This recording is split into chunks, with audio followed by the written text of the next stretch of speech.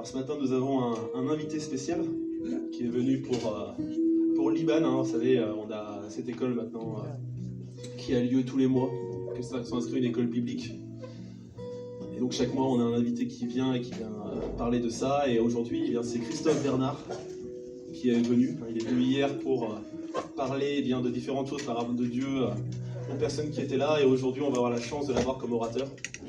Donc Christophe Bernard, qui est un pasteur dans notre mouvement. Vous savez qu'on fait partie, peut-être pour ceux qui viennent là pour la première fois, on fait partie du mouvement apostolique, un mouvement d'église en France, pentecôtiste.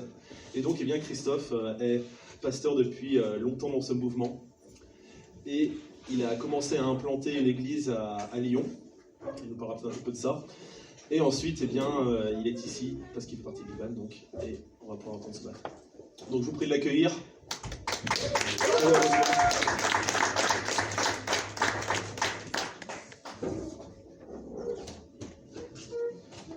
Bonjour à tous, à toutes, un grand plaisir d'être là et merci pour l'invitation de Nicolas, de Jamie et de chacun de m'être réjoui hier sur ce temps d'enseignement et le privilège de revoir certaines personnes, certains amis de longue date et d'autres, mais de pouvoir vivre ce temps dans la présence de Dieu.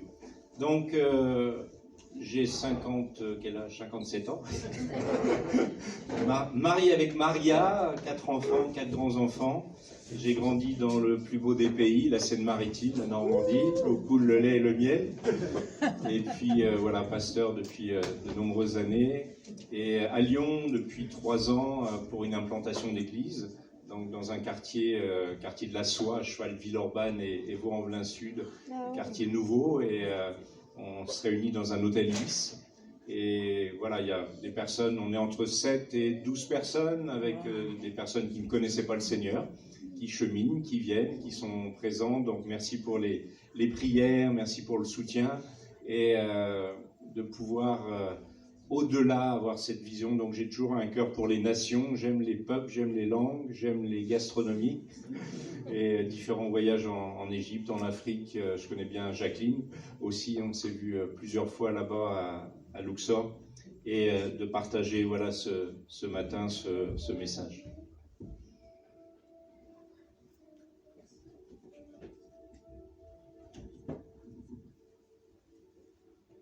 Ceci est une Bible papier.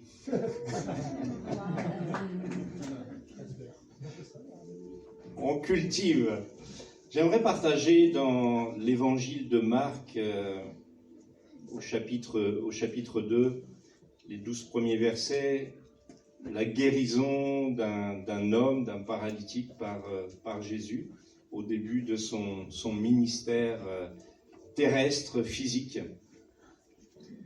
Quelques jours après, Jésus revint à Capernaum et on apprit qu'il était à la maison.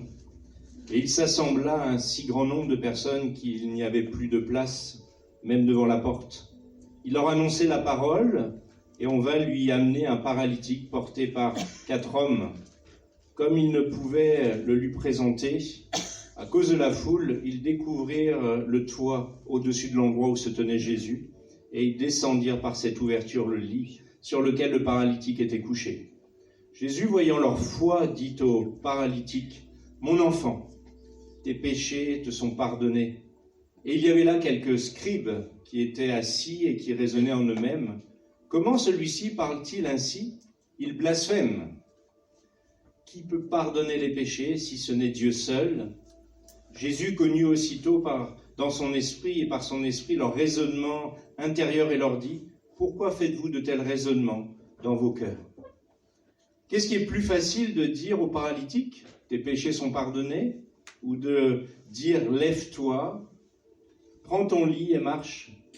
Or, afin que vous sachiez que le Fils de l'homme a sur la terre le pouvoir, l'autorité de pardonner les péchés, je te l'ordonne, dit-il au paralytique, lève-toi, prends ton lit et va dans ta maison. Et à l'instant, il se leva, prit son lit et sortit en présence de tous, de sorte qu'ils étaient hors d'eux-mêmes et glorifiaient Dieu en disant, nous n'avons jamais rien vu de pareil. La réputation de Jésus se répand comme une traînée de poudre, les foules le cherchent, et de village en village où le Seigneur commence à aller. Et nous voyons que ça ne pose pas un problème à Jésus de laisser la foule nombreuse, désireuse. Mais on voit que, je crois encore aujourd'hui, Jésus s'intéresse plus à la qualité de l'attente des personnes qu'à la taille de la foule. Et il était là pour enseigner, instruire, mais il voulait rencontrer aussi des personnes en particulier. Il voyait l'attente, même au milieu de la foule. Il pouvait discerner l'attente d'un cœur qui avait soif, qui était en souffrance ou qui soupirait après une révélation de Dieu. Quelle est votre attente ce matin? L'attente pour lui. Et vous savez, comme lorsqu'on était peut-être enfant, on l'a été, ou des enfants, et on a préparé à manger, ou nos parents ont préparé à manger, on vient, puis on dit « Oh, tu sais, maman, j'ai pas trop faim. » Et puis les parents disent, ou on dit « Mais quelle cochonnerie est-ce que tu as mangé? Où est-ce que tu as été manger? Tu as mangé des bonbons, tu as été chez tes copains ?» Et finalement, dans cette attente, ça me fait penser, quelles sont les cochonneries qu'on mange dans ce monde? Et de venir avec une attente, oh Seigneur, j'ai pas très faim ce matin. J'ai pas très faim de toi. Quelles sont les cochonneries que tu as mangées? À quelle table as-tu été? Donc ce matin, vraiment que cette attente qui est là, ou qu'elle grandisse, et en tout cas, Dieu voit dans ce regard. Et ces hommes ont entendu parler, peut-être vous-même, vous avez entendu parler ou expérimenté ou vu, c'est des miracles, des guérisons, une intervention qui est là. Mais ce paralytique, la grâce qu'il a, la chance, il a 4 amis. Et ils se sont dit, on entend parler de ce Jésus, on ne peut pas laisser notre ami dans cette situation-là. Le vécu d'être paralysé, de dépendre des autres, toute sa vie, tous les projets qu'il n'a pas pu accomplir. Et ses amis disent, il faut qu'on fasse quelque chose et on va l'amener dans la présence de Dieu. Ça va nous coûter, on va trouver le moyen, on va le porter. Et puis la foule est là, et quelque chose d'assez incroyable, bien sûr, par le toit.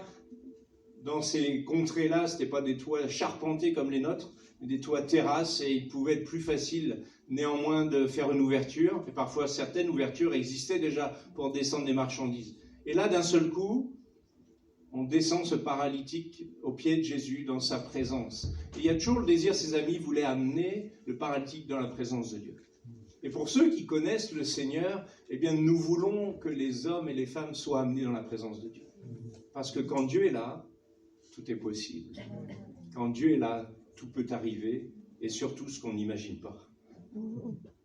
Et ce qui me frappe ici sont ces amis qui lui ont ouvert une porte. Dans la vie, quelles sont les personnes qui vous ont peut-être ouvert une porte? Qui ont cru en vous, qui vous ont encouragé, qui vous ont parlé de la foi? Ou parents, familles, copains qui ont cru dans vos talents, qui ont vu le potentiel, ou professionnellement, qui le font. Et vous-même, vous avez peut-être ouvert des portes aussi facilitées comme cela. Et aujourd'hui, au travers de cela, le Seigneur qui dit « Je suis la porte », nous encourage toujours aussi à ne pas fermer des portes. On a pu se prendre des portes aussi. Mais d'ouvrir des portes pour favoriser la vie, pour encourager et d'être là. Et de penser aux personnes qui peut-être dans votre vie à un moment ont été comme une porte ouverte.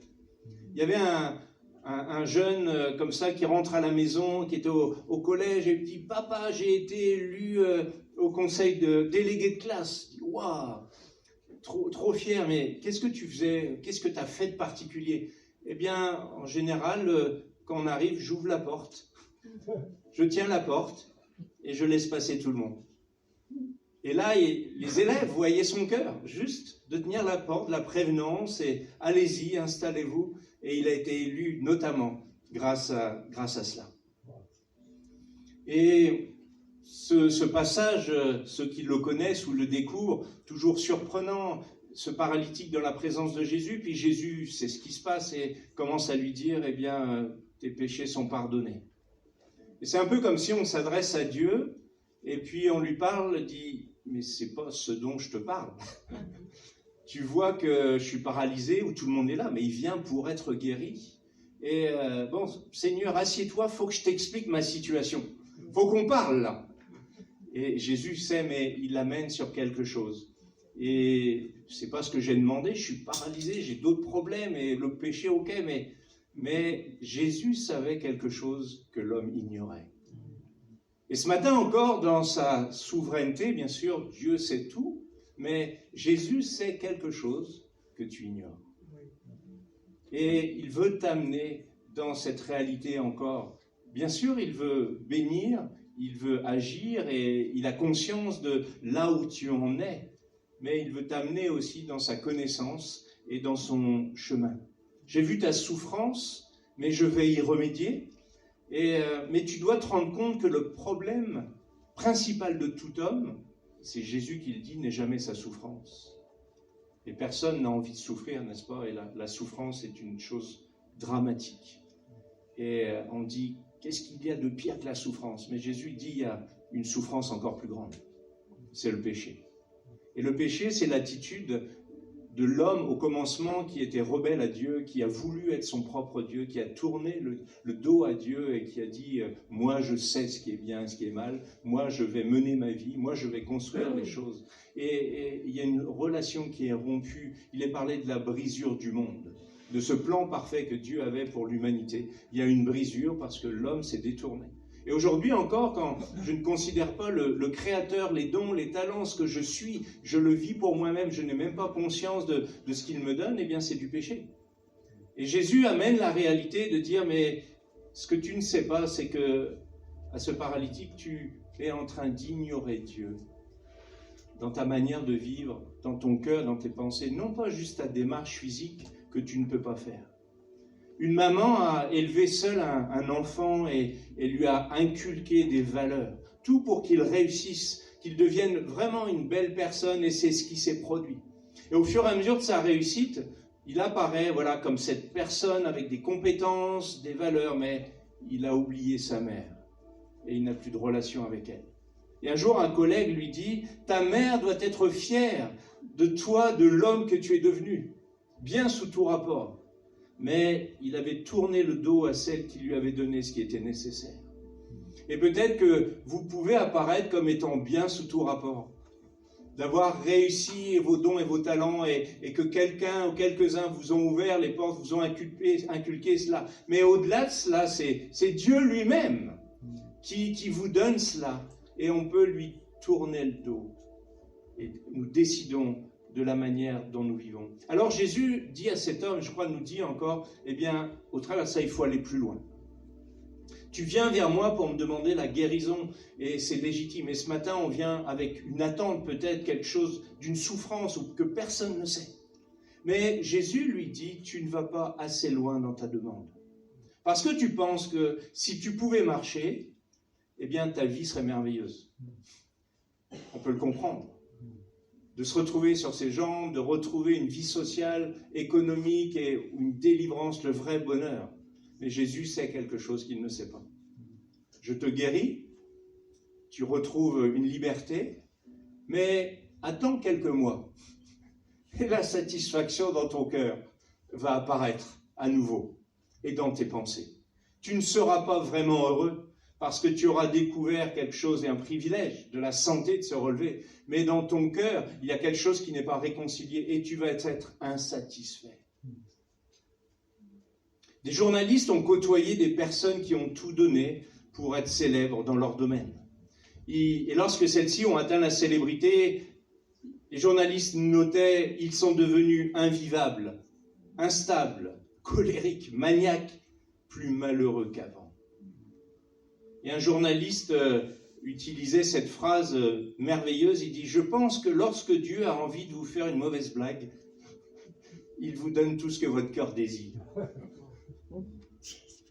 Et le Seigneur ne veut pas nous faire de mauvaises blagues, de nous donner forcément ce que notre cœur désire, parce qu'il sait une chose, et il sait ce qui est le meilleur, ce qui est la racine et l'origine des choses. Donc Jésus est en train de dire à ce paralytique, je ne vais pas me contenter de te guérir physiquement et te laisser croire que tu as reçu ton désir le plus cher. Mais le Seigneur amène une révélation envers cet homme et pour nous aussi ce matin. Le désir le plus cher et le besoin, même si on ne le sait pas. Jésus dit, eh bien, c'est moi.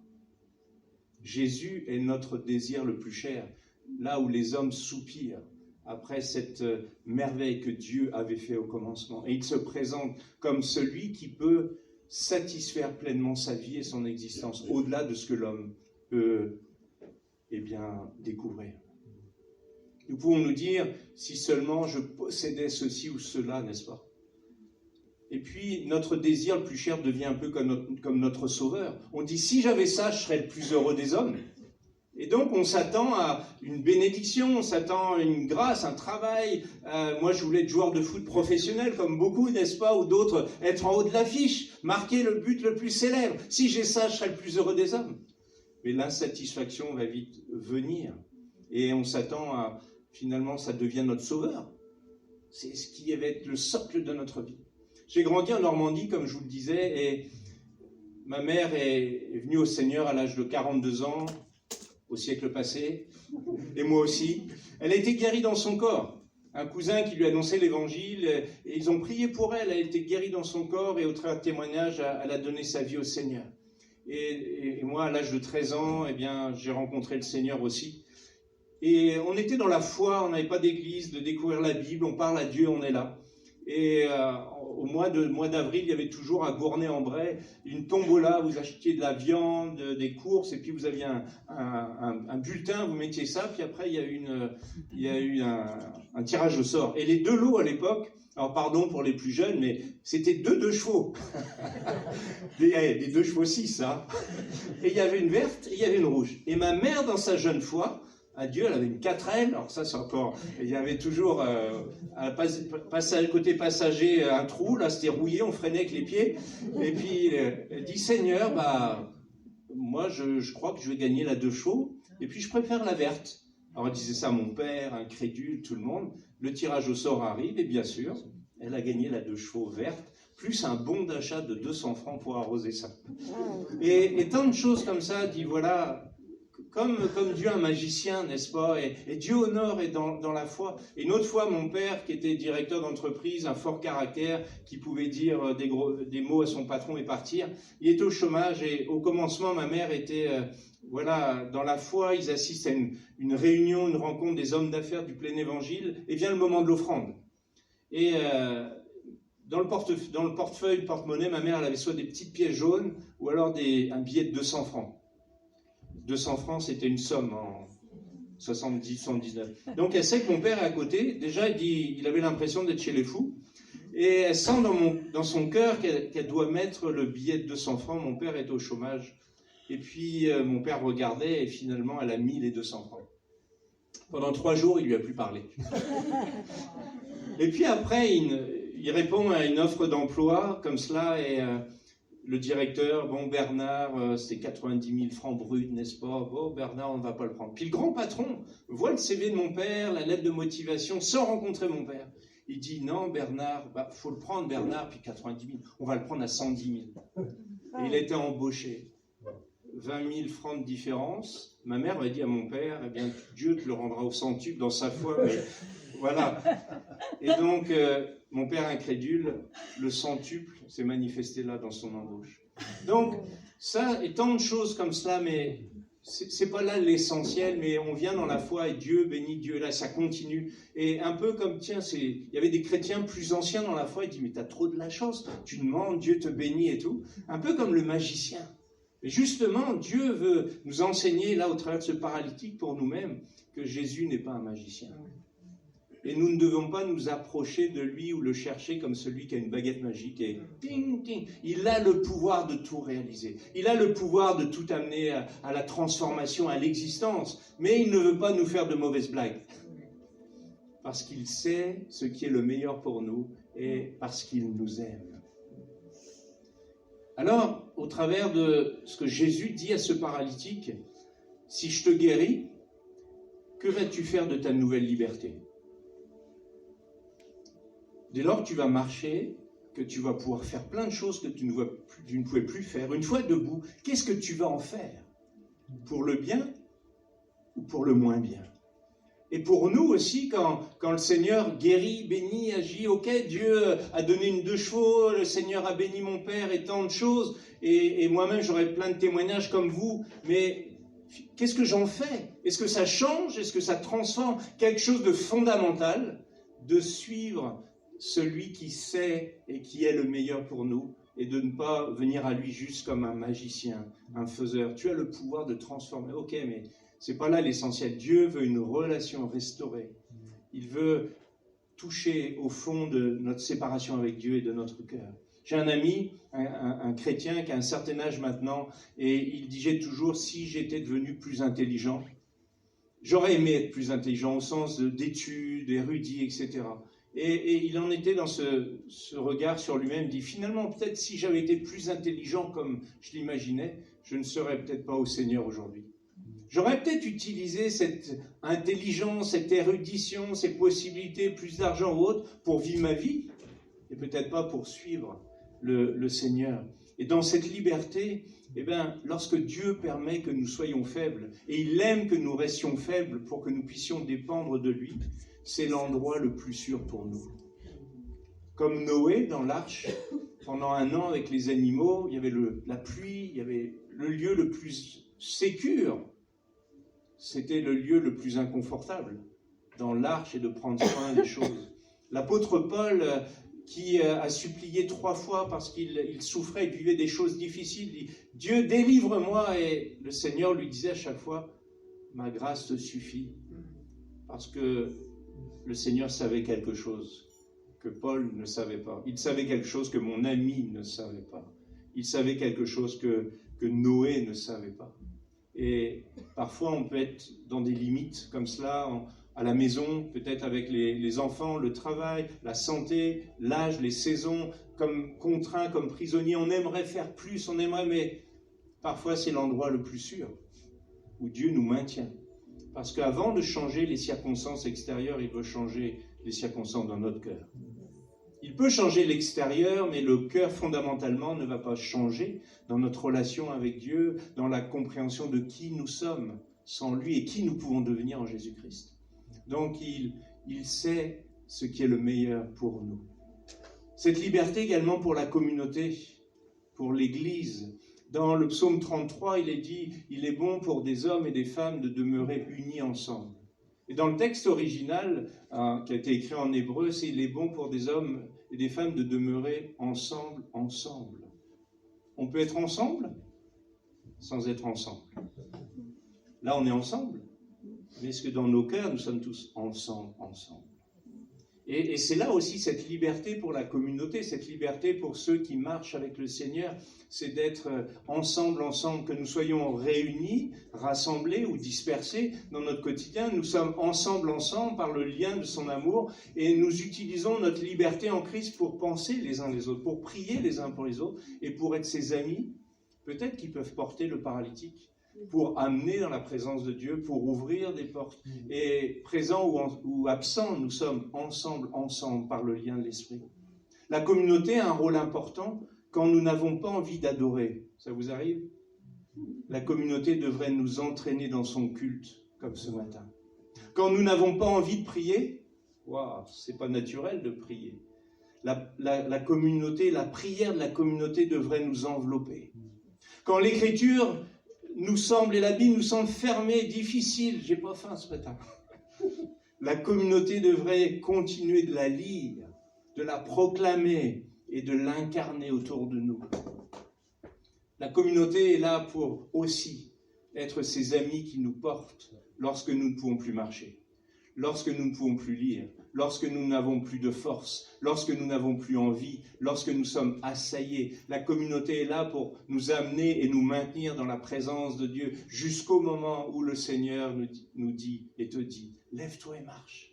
Ou des temps de visitation et de grâce, où le Seigneur transforme notre cœur, nous fait sortir d'une dépression, nous fait sortir de nos peurs et de nos angoisses, et de continuer, de reprendre la marche. Et à notre tour, dans cette communauté, alors nous allons continuer de porter et d'envelopper et d'aimer et de proclamer, d'utiliser cette liberté que Dieu nous donne.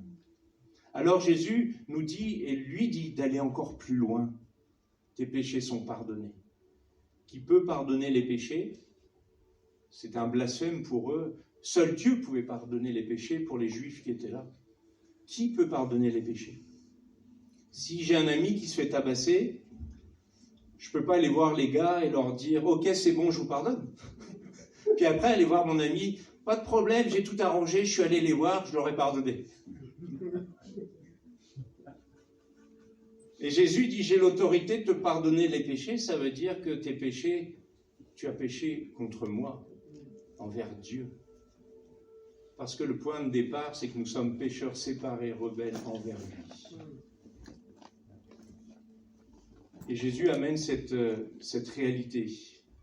Je ne suis pas simplement un faiseur de miracles pour te lever de ton lit, mais il y avait déjà l'ombre de la croix qui se profilait sur laquelle Jésus allait pour que les hommes puissent obtenir le pardon de leurs péchés.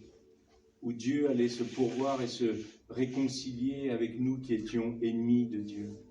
Il nous invite aussi à nous-mêmes. Je peux me libérer aussi dans la demande de pardon.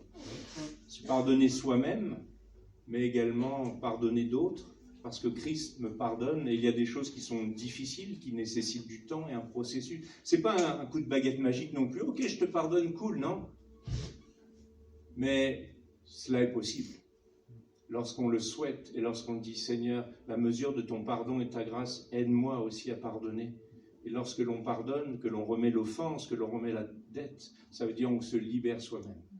On sort nous-mêmes de prison. On sort nous-mêmes de cette réalité et on peut marcher à nouveau. On peut se réjouir, on peut sourire, on peut reprendre goût à la vie aussi et parce qu'il amène, parce qu'il sait quelque chose que je ne sais pas. Il nous faut un sauveur. Et Jésus se présente comme celui qui peut tout combler. Ce verset de Romains chapitre 8, verset 32, qui est un verset puissant. Lui qui n'a pas épargné son propre Fils, mais qui l'a livré pour nous tous, comment ne nous donnera-t-il pas aussi toutes choses avec lui? Tout y est. Lui qui n'a pas épargné son propre Fils, qui l'a livré pour nous tous, comment ne nous donnera-t-il pas aussi toutes choses avec lui? Il y a là le lien le plus fort entre l'amour de Dieu, les promesses et l'avenir glorieux qu'il y a en lui. Lui qui nous a donné son Fils, comment ne nous donne-t-il pas toutes choses? Il nous donne l'amour et la grâce et la capacité, la sainteté de marcher. Il nous donne les biens nécessaires. Il nous donne les ressources et les provisions. Il nous donne la révélation et il nous donne le soutien. Il nous donne tout. Nous avons en lui tout pleinement. Il nous donne tout avec son Fils pour vivre. Et il nous faut aller plus loin dans notre demande. Combien moi-même, et je pense que je me satisfais de si peu de sa présence. Je vais me mettre à genoux, je vais lire un peu, je vais prier, je cherche, j'ai besoin de toi. Et hop, je me sens bien. Et je suis satisfait. Ça va vite, mais le Seigneur dit, il y a plus. Allons plus loin dans notre demande. Allons plus loin dans notre recherche. C'est comme si on était dans le caniveau et puis un peu d'eau et on jouait, on mettait nos petits bateaux, on est là. C'est une image, alors qu'on peut aller à la plage, dans la vraie mer, dans la vraie vie et profiter. Ce que nous avons en Christ, ce qu'il nous donne, ce que nous sommes, n'a rien dit, on ne peut pas le réaliser. Et nous nous contentons de si peu. Juste Seigneur, si tu ôtes un peu de ma souffrance, et c'est légitime. Juste Seigneur, si tu interviens dans ce domaine-là. Juste Seigneur, si tu bénis là, ça va aller. Waouh! Vous n'allez pas assez loin dans vos demandes, dans votre recherche, parce qu'il y a quelque chose de plus. Ne nous contentons pas du juste un petit peu, parce qu'il est tout, et il peut tout nous donner, et comme il le veut. Alors, de terminer ce temps, ce message, vraiment Jésus ne veut pas nous faire une mauvaise plaisanterie, une mauvaise blague, de nous exaucer comme nous l'aimerions peut-être. Il peut le faire, ou il le fera différemment, parce qu'il veut nous amener à réaliser que notre vœu le plus cher, au plus profond de nous-mêmes, finalement, elle porte un nom, que nous n'y croyons ou non, c'est Jésus-Christ. C'est une personne, le Fils de Dieu, qui amène la réalité de son amour et qui amène la réalité de son pardon et de cette transformation. Cette première question que Dieu posait à Adam lorsque l'homme a péché, s'est séparé, il parcourait le jardin d'Éden et lui disait « Adam, où es-tu » Mais on peut aussi le traduire « Où en es-tu » C'est incroyable cette première question de l'humanité qui demeure tellement actuelle chaque jour. Peut-être que tu connais le Seigneur aujourd'hui, ou tu as entendu parler, ou tu es là, mais où es-tu? Où en es-tu dans ta marche? Comment considères-tu le Seigneur? Est-ce que tu as grandi en maturité ou est-ce qu'il reste un peu un faiseur de miracles et il t'a souvent déçu parce que ça n'a pas marché comme tu l'attendais? Où en es-tu dans cette croissance et d'accueillir la grâce de sa vie et de l'intimité, de ce fruit, de son amour, de sa paix, de sa joie et des dons qui en découlent, de cultiver la grâce? Il est, je suis. C'est d'accueillir la grâce aujourd'hui, avec les dons aujourd'hui, pour une vie aujourd'hui. Et demain, on accueillera la grâce aujourd'hui. Où en es-tu? Il a le pouvoir de te pardonner tes péchés. Lorsque l'on vient à lui avec repentance, lorsque l'on vient à lui en mettant une foi, une confiance, et de dire, Seigneur, je crois que tu sais quelque chose que j'ignore, et je veux te faire confiance. Je n'ai pas vu tes interventions peut-être comme je l'aurais imaginé, je pensais que tu m'avais oublié, que tu étais loin, mais Dieu nous attend et est là, parce qu'il veut changer notre cœur et notre relation avant de changer parfois les circonstances. Il veut pour nous le meilleur. Et si dans ton cœur tu peux croire et dire rien que ça, je te remercie Seigneur de ne pas avoir fait de mauvaises blagues. C'est là ton amour suprême. Non pas comme un enfant gâté qui est là, mais nous sommes des fils et des filles de Dieu et tu peux le devenir. Mais aujourd'hui encore, il a le pouvoir de pardonner tes péchés. Que tu le connaisses ou que tu ne le connaisses pas. Et même sur le chemin, si tu lui as tourné un peu le dos et tu t'appropries les choses qu'il t'a données, tu les as utilisées pour toi-même. Mais il a aussi le pouvoir de dire, lève-toi et marche. De prier pour les problèmes physiques. Lève-toi et marche, peut-être des brisures de la vie, de dépression, de portes fermées, de vie, de trahison, de mauvais choix, de circonstances, de choses qui ne dépendent pas de toi non plus, mais il a le pouvoir de restaurer ton cœur, de relever ton être, de dire « va et ne pêche plus, je te pardonne, lève-toi et marche », de dire à la communauté aussi « soyez ses amis qui portent le paralytique et qui l'amènent, qui entourent, continuez de couvrir par votre louange, par votre prière, les plus faibles, ceux qui sont en difficulté, ceux que vous ignorez peut-être, mais de les amener dans la présence, de les porter dans la présence de Dieu jusqu'à ce qu'il y ait l'intervention de celui qui a le pouvoir de dire « lève-toi et marche ». Cela lui appartient. Aujourd'hui encore, il a le pouvoir de cela et comme le disait C.S. Lewis dans cette phrase, lorsque les hommes disent « je n'ai besoin de rien, j'ai tout ce qu'il me faut », c'est une expression terrible quand Dieu est exclu du tout. Peut-être tu dis « j'ai tout ce qu'il me faut », mais si Dieu n'est pas dans ce tout, et si Dieu n'est pas ce tout, alors tu es en danger et tu as besoin de le découvrir. Aujourd'hui encore, il a le pouvoir de te dire tes péchés sont pardonnés. Et il a le pouvoir de te dire lève-toi et marche. Si on peut prendre quelques instants, et c'est là aussi l'occasion peut-être de répondre à cela. On ne répond pas à un homme, on répond au Seigneur. Que tu le connaisses, ou que tu es en train de le découvrir, ou que tu ne le connaisses pas. Mais s'il y a quelque chose qui se passe dans ton cœur, on n'est pas dans l'émotion, on n'est pas dans la pensée positive. C'est le Dieu vivant lui-même qui est présent et qui est là. Et comme ce paralytique qui a été amené dans la présence de Dieu, et il est reparti, pardonné, transformé, marchant et sautant, ayant réalisé comment il allait utiliser sa nouvelle liberté. Non pas pour être pire, mais pour suivre celui qui lui avait dit « lève-toi et marche ». Je vous invite vraiment, peut-être à votre place, là où vous voulez vous lever.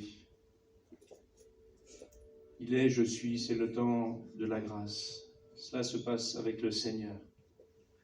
As-tu besoin de demander pardon à ton Dieu?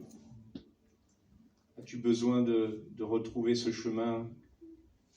Sois dans le désir. Lève-toi à ta place devant Dieu. Ne laisse pas passer cette occasion de grâce, de te tourner vers lui.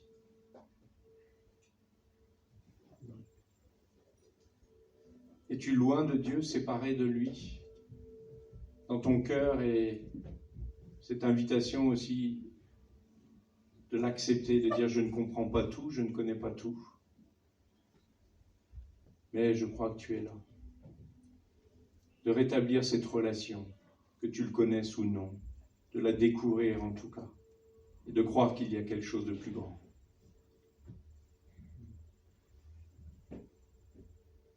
Que le Seigneur vous bénisse.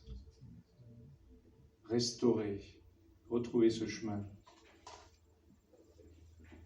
Y a-t-il des besoins de guérison émotionnelle, physique, des blessures?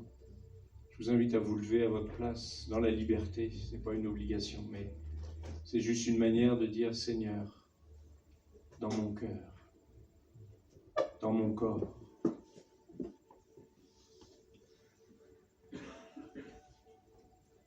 vous accueillez celui qui sait quelque chose que tu ne sais pas. Il sait pourquoi ça dure. Il sait pourquoi ça traîne. Il sait pourquoi il y a ceci ou il y a cela. Seigneur, nous prions celui qui a le pouvoir de dire « Lève-toi et marche ». Celui qui par sa mort et sa résurrection a vaincu la maladie, a vaincu l'ignominie. Seigneur, que ton esprit de guérison, de transformation, de relèvement agisse dans les corps, dans les pensées, dans les émotions. Tu veux le meilleur, Seigneur, pour tes enfants. Tu veux le meilleur pour ceux qui ne te connaissent pas. Qu'il y ait les signes de ton royaume et de ta manifestation maintenant. Qu'il y ait la consolation du Dieu Tout-Puissant. Qu'il y ait le relèvement et le lève-toi et marche dans ta vie intérieure, dans ton être intérieur. Que le joug soit déposé, que les liens de la méchanceté soient brisés, que là où l'ennemi a des droits dans ta vie et que ces liens soient brisés, que toutes les paroles qui ont été prononcées sur ta vie de mauvaises intentions soient sans effet dans le nom de Jésus. Afin qu'il y ait une libération dans ton cœur, dans tes pensées, qu'il y ait une libération de tout ce qui a servi, de tout ce qui est proclamé maintenant, que ça soit comme un fruit desséché. Que ce joug soit ôté et que ces liens soient brisés pour la liberté de Jésus-Christ. Nous te bénissons, Seigneur. Attendez-vous à lui. Attendez-vous à lui. Faites-lui confiance. Parce qu'il sait quelque chose que tu ne sais pas. Et tu es en route. Et tu es en chemin avec lui. Et l'essentiel, c'est qu'il demeure celui qui peut tout. Dans le nom de Jésus. Amen. Amen.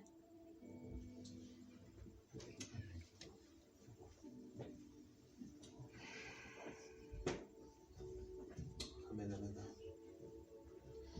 Merci Christophe.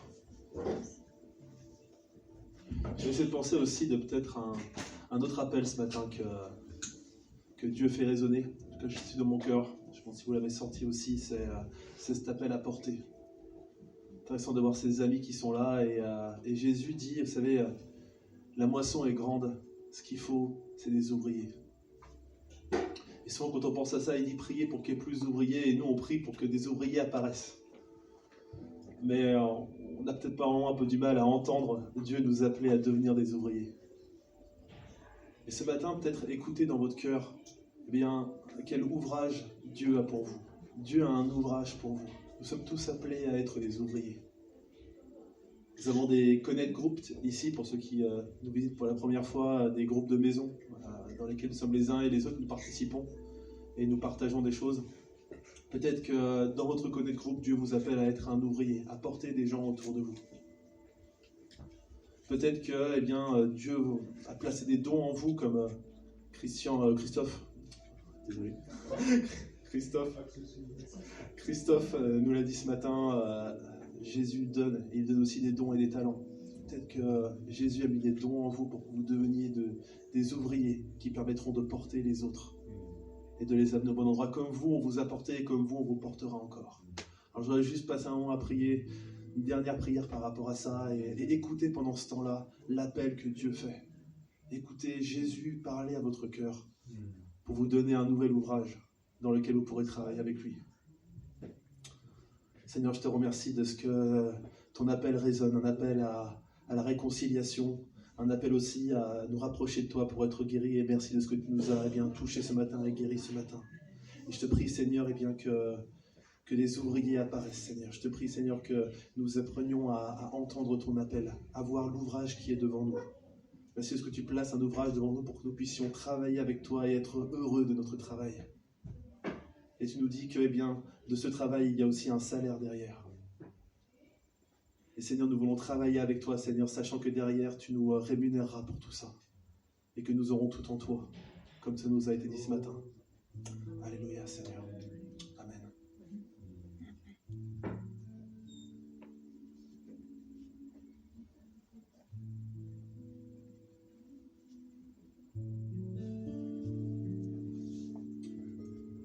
Je pense qu'on se lève vraiment dans sa présence ce matin. On a entendu que nous devons soit ensemble porter des choses.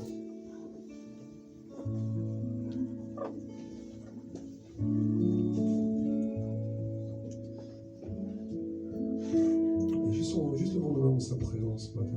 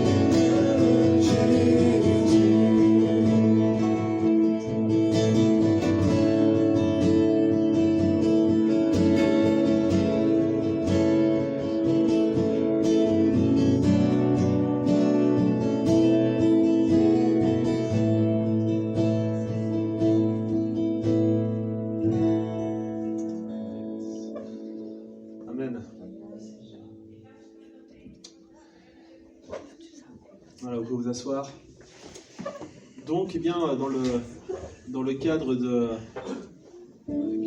cette année, d'étendre nos limites, nous voulons étendre nos limites cette année, c'est la vision ensemble, étendre nos limites.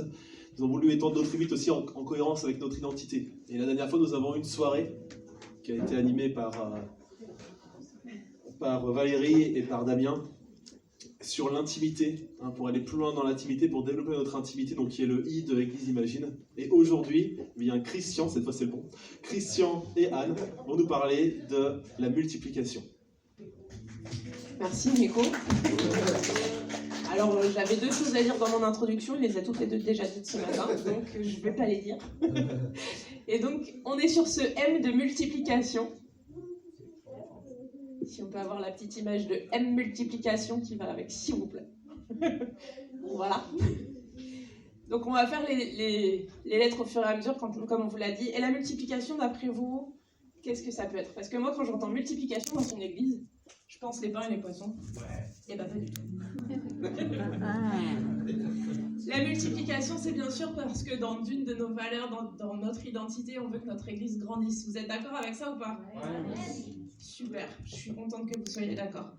Qui d'entre vous peut me dire qu'il est venu ici parce qu'il a entendu la voix de Dieu va dans une église? Qui d'entre vous peut me dire je crois en Dieu parce que j'ai rencontré Dieu personnellement un jour, je marchais tout seul et Dieu m'a parlé? Pas bon. Par contre, qui peut me dire qu'il est dans cette église parce que un ami, un membre de sa famille, une connaissance, ou même quelqu'un qui l'a croisé dans la rue, lui a parlé de l'église, lui a parlé de Dieu? Voilà. Donc je suis très contente que vous ayez dit que vous voulez que l'église grandisse, parce que, en fait, c'est pas parce qu'on a un pasteur absolument génial qui attire les foules qu'on va faire grandir l'église.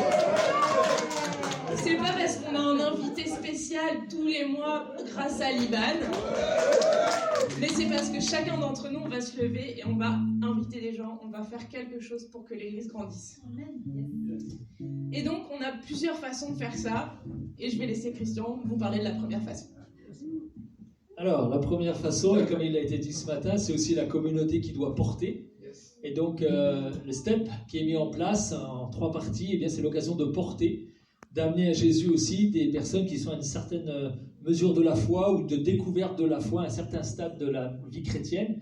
Et la première étape, donc, c'est le STEP 1 qui nous parle donc de découvrir Dieu, de savoir découvrir qui est Dieu, découvrir qui est Jésus et ce qu'est l'Église. Donc c'est un temps qu'on prend chaque dimanche après le culte, à des dates bien précises que je vais vous donner, mais où on prend à partir de 12h15 jusqu'à peu près 13h le temps de parler de qui est Dieu dans la première étape, qui est Jésus et qui est l'Église. Et puis la deuxième étape, le step 2, eh bien c'est l'occasion de voir la vision de l'Église transformer des vies, impacter des nations. Amen. Vision utopique, mais possible avec Dieu. Amen. Et je le dis toujours dans ce sens parce que la vision de notre Dieu, c'est de sauver l'humanité. Et ça peut sembler complètement utopique, mais c'est le désir de Dieu. Et ce matin, il a été parlé de portes ouvertes pour s'offrir à Jésus, pour être sauvé. Il y a une porte qui est ouverte ce matin. Eh bien, c'est la même chose. La vision est grande, elle paraît utopique, mais c'est une grande porte ouverte pour entrer par cette porte et être sauvé. C'est aujourd'hui le jour du salut. Et c'est à nous de saisir cette opportunité. Amen. Et donc, ce step 2 nous permet de voir la vision et la signification du nom de notre Église. Imagine, avec tout ce que cela veut dire, et donc en particulier aujourd'hui la lettre M pour multiplication. Et le step 3, c'est l'occasion aussi au step 2, on a l'occasion aussi de découvrir les valeurs de notre Église, chose essentielle. Et dans le step 3, donc la possibilité aussi de découvrir les secteurs d'activité, les possibilités qui sont offertes à chacun de pouvoir s'impliquer, de devenir acteur dans la vie de la communauté et de mettre son potentiel au service d'eux aussi, de Dieu, mais aussi des uns et des autres, pour pouvoir aller, comme il a été dit encore ce matin, plus loin avec Dieu. Et pas seulement nous contenter d'un bon culte, d'un bon moment de louange, d'un bon temps ensemble, d'un bon repas comme on aura à midi, mais d'aller plus loin avec le Seigneur Jésus. Amen. Donc ça, c'est le process du parcours STEP. Je vais parler de choses qui fâchent. Je lui ai laissé. J'ai dit en tant que trésorière, je peux le faire. Et donc vous avez la possibilité, grâce à la petite boîte noire, j'aime bien dire ça, la boîte noire, de faire des dons par des offrandes aussi, parce que vous savez qu'on est dans un monde où tout s'achète, ou presque. Et en fait, même si c'est pas ça ce qu'on demande, et c'est pas pour ça qu'on invite les gens, Je pense qu'on est content aujourd'hui des invités dans un local qui a la tête qu'il a aujourd'hui. Et il y a toujours plus à investir, il y a toujours plus de choses. À l'heure actuelle, une fois par mois, on peut inviter les gens dans un théâtre qui a 250 places. Vous êtes heureux de faire ça ? Oui. Si on peut le faire, c'est aussi parce qu'il y a des gens qui donnent. Donc, au travers de ça, vous pouvez donner comme vous voulez, mais en fait, moi, j'ai vraiment envie qu'on puisse faire plus. J'ai envie qu'on aille plus loin, j'ai envie qu'on puisse faire beaucoup plus de choses. Mais ça, malheureusement, on est dans un monde où l'argent aide beaucoup. Et c'est aussi une façon dont on peut aider à faire grandir l'Église. Et quand je dis comme ça, peut-être c'est frustrant ou un peu agressif, et j'en suis désolée. Mais en fait, si vous pouvez donner à l'Église, c'est parce que Dieu vous bénit déjà. L'argent que vous recevez aujourd'hui, l'argent qui tombe sur votre compte tous les mois, c'est une bénédiction de Dieu. Et moi, à chaque fois que j'ai pu donner à l'Église, je me suis rendu compte de la bénédiction que c'était parce que Dieu me bénissait pour pouvoir le faire. Juste un petit rappel pour le STEP. Je me tiendrai à la sortie, là, à la fin du culte, pour les inscriptions de dimanche prochain, le 10, où il y aura le STEP 2, et puis ensuite, ça sera le 7 et le 28 janvier, donc vous pouvez venir après le culte pour vous inscrire. Et donc, pour vivre la multiplication, pour grandir, pour aller plus loin, il y a une chose qui est pratique, c'est de jeûner et de prier. Hein. C'est pas plus facile à dire, à faire que donner sa dîme ou ses offrandes, mais il faut jeûner et prier aussi. Amen. C'est les outils que Dieu nous a donnés, les moyens que Dieu nous a donnés, parce que nous savons que nous ne pouvons pas faire avancer les choses par nous-mêmes. D'accord ? Et donc, la semaine prochaine, à partir de lundi et ce jusqu'à vendredi, je crois que c'est du 4 au 8 décembre, donc il y aura la possibilité de vivre ensemble un temps de jeûne et de prière. C'est tous les matins à partir de 7h du matin, sur Zoom, où vous avez la possibilité, en petit comité, en petit noyau, de pouvoir entendre une petite exhortation de quelques minutes qui est partagée, et ensuite les différentes cellules qui vont se mettre à prier par-ci et par-là. Et nous croyons que c'est vraiment un des moyens, parmi tant d'autres, mais un des moyens, celui de se tenir devant le Seigneur, dans la prière et dans le jeûne, pour vivre cette croissance et aller plus loin avec lui.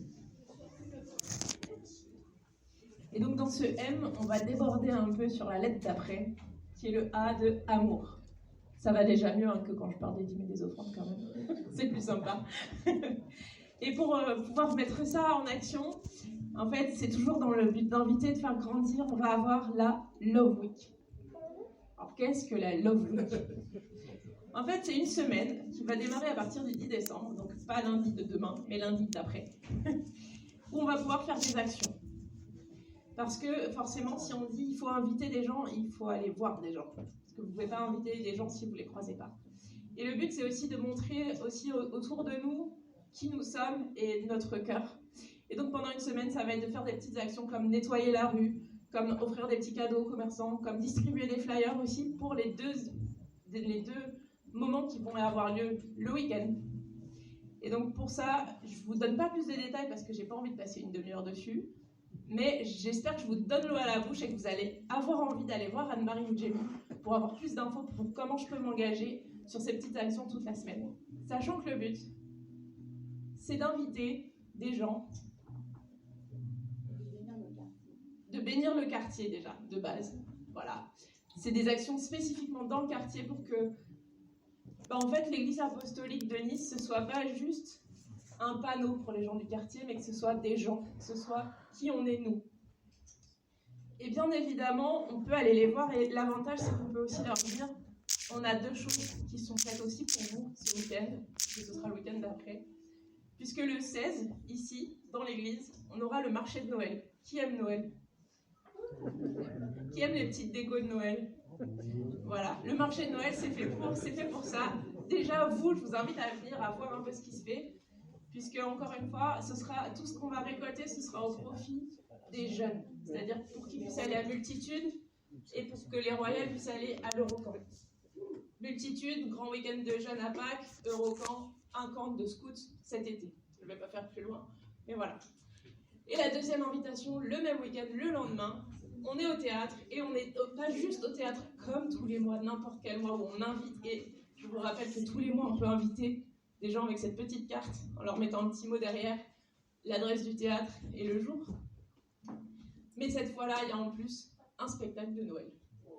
Donc c'est vraiment fait, c'est fait par les enfants. D'ailleurs, ils sont en train de travailler dessus là ce matin. Moi, je suis sûre qu'ils ont prévu des super trucs pour tout le monde. Et du coup, on va pouvoir inviter tout le monde pour ces 2 jours spécifiques. Et encore une fois, je vous encourage, si on veut vivre ce M, si on veut vivre ce M de multiplication, c'est par chacun d'entre nous, c'est parce que chacun d'entre nous, on va montrer qui on est et on va inviter des gens.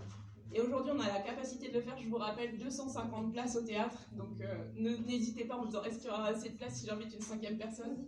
Pas de souci, invitez la 5e personne. Merci. Bon, bah, alors du coup, ils ont fait mes annonces. Alors, on se renvoie les choses. Hein.